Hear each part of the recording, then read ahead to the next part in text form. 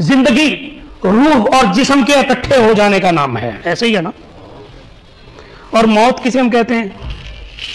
جب یہ جسم اور روح الگ الگ کر دیے جائیں گے تو ہم اسے موت کر دیں گے۔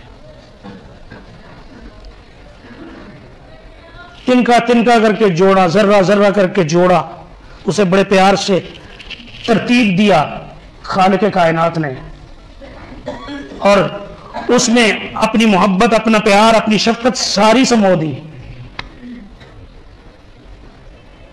اور پھر اسے بتا بھی دیا کہ خلقت بیدی، دیکھ میں نے تجھے اپنے ہاتھوں بڑے پیار سے بنایا ہے، تو میری شاہکار تخلیق ہے، تو بڑی ذمہ دار مخلوق ہے، تیری زندگی کا ایک لمحہ بھی بے مقصد نہیں ہے۔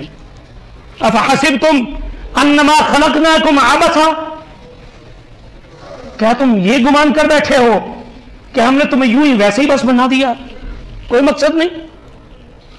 یہ تمہاری خام خیالی ہے بھائی، اس لیے کہ تم دنیا کی سب سے با مقصد مخلوق ہو، تمہاری ذمہ داری بہت بڑی ہے۔ وَأَنَّكُمْ إِلَيْنَا لَا تُرْجَعُونَ، اور کیا تم نے یہ سمجھ رکھا ہے کہ تمہیں ہماری طرف واپس پلٹایا نہیں جائے گا؟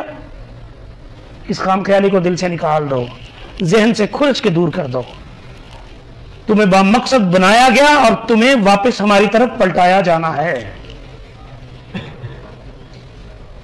باقی رہا سامان زیست، زندگی گزارنے کا سامان، تو وہ خالق کہتا ہے میں نے ڈیوٹی لگائی ہے، میں دوں گا، میں نا جس کے کام سے جا رہا ہے، جس کے کام سے جا رہا ہے اسی کے ذمہ آنا بھائی۔ تو اللہ نے تو اپنے ذمہ لیا، وَمَا مِن دَابَّةٍ فِي الْأَرْضِ إِلَّا عَلَى اللَّهِ رِزْقُهَا وَيَعْلَمُ مُسْتَقَرَّهَا وَمُسْتَوْدَعَهَا كُلٌّ فِي كِتَابٍ مُبِينٍ۔ صرف تم ہی نہیں، تم تو بڑی اللہ کے یہاں اشرف المخلوقات تمہاری حیثیت ہے، با مقصد مخلوق ہو۔ اللہ کہہ رہا ہے کوئی بھی جاندار دنیا کا ایسا نہیں جس کا رزق کا ذمہ اللہ نے نہ لیا ہو۔ یعلم مستقرها، وہ اللہ یہ بھی جانتا ہے کہ کس کا کہاں ٹھکانہ ہے، زمین کی کس تہ میں پڑا ہوا ہے، یا کہاں بلندیوں پہ ہے، کہاں ہے، جس طرح کی مخلوق ہے اس کے حال کے مطابق اس کا ٹھکانہ یعلم، وہ اللہ جانتا ہے۔ اچھا یہ تو وہ بھی جان رہا ہے جو رہ رہا ہے، فرمایا اس سے بھی آگے کی بات ہے، مستودعها، یہاں سے فارغ ہو کے کہاں کس جگہ لوٹ کے پہنچنا ہے وہ اس کے علم میں ہے، اللہ کے علم میں۔ کل فی کتاب مبین، یہ سب کا سب کتاب مبین میں لکھا ہوا موجود ہے۔